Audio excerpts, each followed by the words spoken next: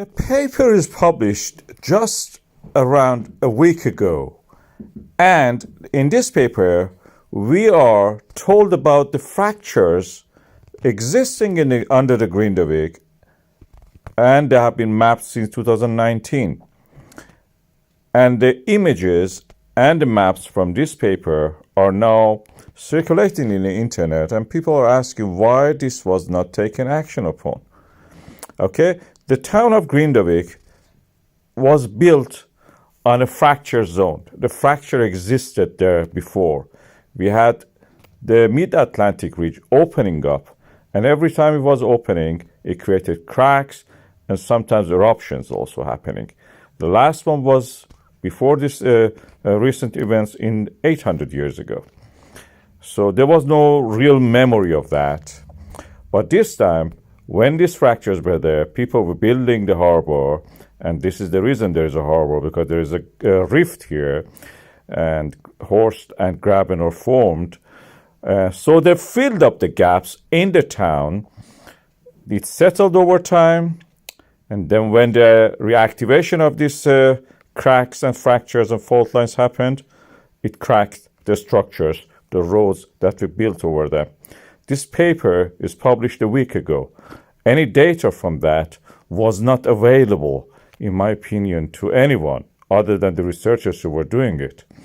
And it's a little bit unfair to ask them, to ask the authorities that why you didn't act upon it.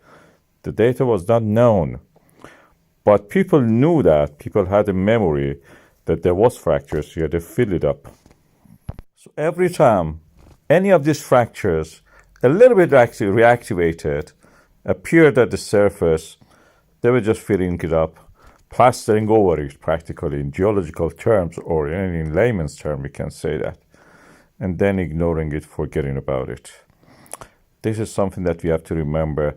There was a reason that port and harbor was exist there.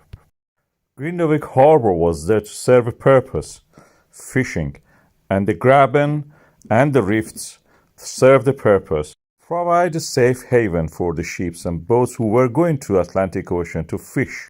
As far as I can say, what we have seen here, nobody could predict really, saying that this will happen. We are just in the hindsight saying all of this. It can be, I'm not telling that legally it should be dealt like that. It can be considered as an act of God in the insurance term. And after that, just listen to the geologists who come and tell you about this.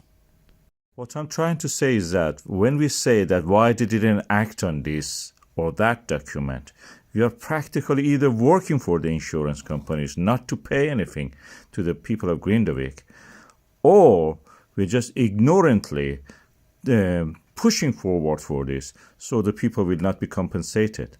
If it is not act of God, that means somebody knew about it and didn't do anything. So insurance company will not pay you.